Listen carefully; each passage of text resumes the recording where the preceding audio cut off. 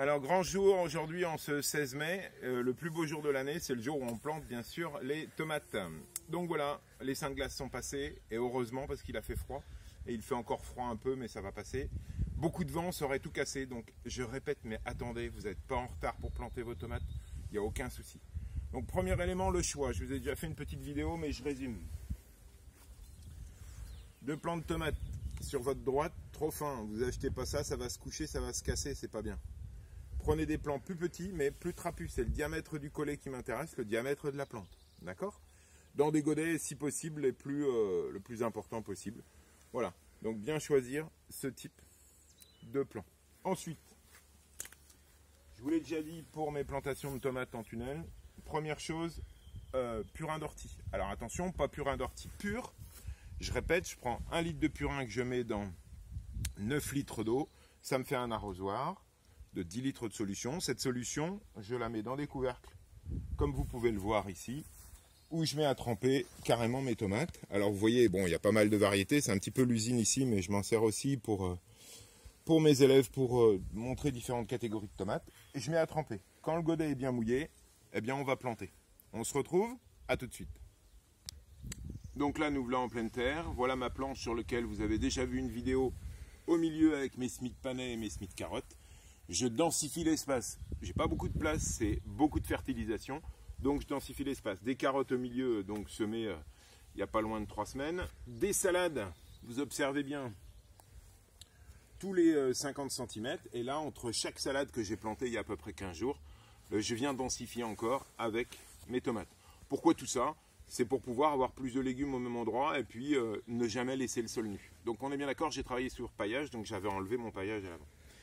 Première chose, moi je suis tous les 35-40 cm de plantation et je fais mes trous à l'avance, ou plutôt je fais faire mes trous à l'avance. Et donc je fais des trous. Mais attention, vous ne faites pas un trou de la grosseur du pot. Vous faites un beau trou. Vous voyez comme ça, approchez-vous. Un beau trou et dans le fond, on vient casser pour que la tomate puisse s'ancrer profondément. D'accord? J'ai ma plante qui est prête. D'accord? Je prends mon or brun, je répète, vous le voyez dans différentes vidéos, la dose d'un pot à peu près, voilà. Vous dépotez, donc elle a été mise à tremper, hein, on est d'accord, on voit bien son système racinaire. Et comme celle-ci est un petit peu haute, eh bien je vais la planter plus profondément. Je vous rappelle, la tomate c'est la seule plante qu'on peut enterrer plus profond. Vous mélangez un petit peu l'or brun, vous la mettez bien profond, voilà. Et ensuite, vous rapportez la terre fine, on enlève les cailloux, la terre fine tout autour. Je répète, on tasse mais on compacte pas, d'accord? Voilà. Et comme mon trou est suffisamment gros, ça me permet de faire une belle cuvette d'arrosage et je vais pouvoir arroser à chaque plant. Je vous remontre la démonstration avec un plan un petit peu particulier. Calimero, il est un peu tordu parce que on a attendu beaucoup. Elles sont, je répète, hein, ces plantes-là ont été semées en mars, rempotées en avril, plantées en mai. Il a fait chaud en avril, elles ont beaucoup poussé. Et là, c'est une variété qui m'intéresse et donc je ne veux pas la perdre. Mais vous voyez que je ne peux pas la planter comme ça. Donc, même système. Hein. On met le terreau dans le trou préparé. Voilà. Je remets la terre un peu.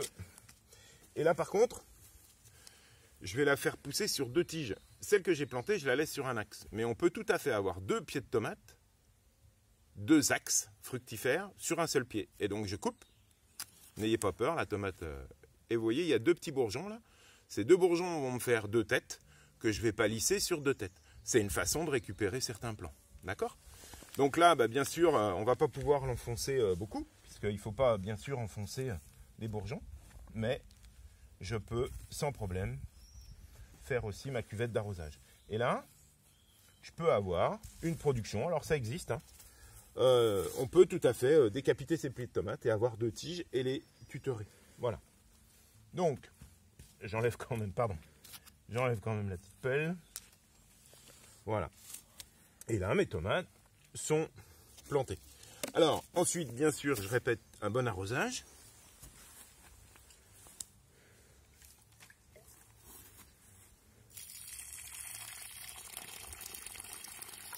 Voilà. Je ne vais pas vous faire toute la rangée. L'arrosage, je précise, c'est pas pour apporter de l'eau à la plante puisqu'elle a trempé dans mon purin. Elle a de l'eau. C'est pour bien compacter, bien rasseoir la terre dans les espaces qui sont laissés vides. Voilà. Bien entendu, vous n'oubliez pas une étiquette et un crayon pour chacune des variétés. Alors je vous invite à faire un petit tour, vous allez redescendre et vous allez voir mon chantier qui est prêt à planter. Donc j'ai fait tous mes trous. Dans le fond des trous, j'ai mis mon or brun. Vous pouvez descendre un petit peu. Vous avez l'or brun, le trou, la tomate est mise dans son pot et il y a l'étiquette.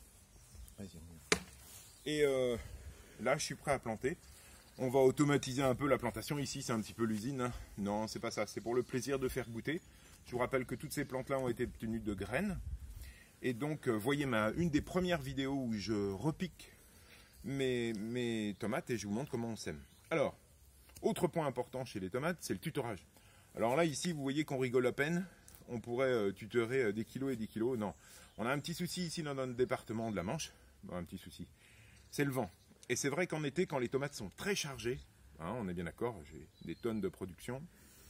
Non, je plaisante, ça dépend des années, mais il faut que ce soit solide, parce qu'on se retrouve des fois, on revient mi-août, tout est couché, tout est par terre. Donc cette année, on a décidé, on investit dans du piquet de châtaignier, du câble, vous pouvez monter un petit peu, d'accord? Et puis, pour chacune, moi j'ai un petit système très simple, un petit fil, un ancien fil électrique, et j'attache au pied de la tomate, d'accord, mon pied de tomate. Et je vais enrouler ma tomate sur ce fil. Bien sûr, ça vous paraît énorme comme tutorage. Vous pouvez tutorer avec du bambou, vous pouvez tutorer avec beaucoup de choses. Mais attention, la tomate, une fois qu'elle est haute, une tomate, ça peut monter jusqu'à 2 mètres sans aucun problème pour vous. Hein. Je ne parle pas en professionnel, mais en particulier. Ça peut monter haut et ça peut avoir des gros fruits. Hein. Vous avez de la super steak ou vous avez de la cœur de bœuf, ça peut être très lourd. Donc pensez au tutorage, c'est un investissement qui peut être intéressant. Alors là, moi j'ai mis des tomates. J'ai gardé un quart de ma plantation où je vous referai une petite vidéo sur les haricots rames. Et je profite aussi de ce tutorage-là pour faire mes haricots rames. Donc ça, c'est important. Voilà ma première vidéo sur la plantation. J'espère que vous êtes dans les starting blocks pour planter et que ça va chauffer assez vite. Au niveau du sol, je vous expliquerai la taille plus tard et tout ça. Et puis je vais vous expliquer, mais dans une autre vidéo, je ne donne pas ça tout de suite, hein, il faut un peu de suspense.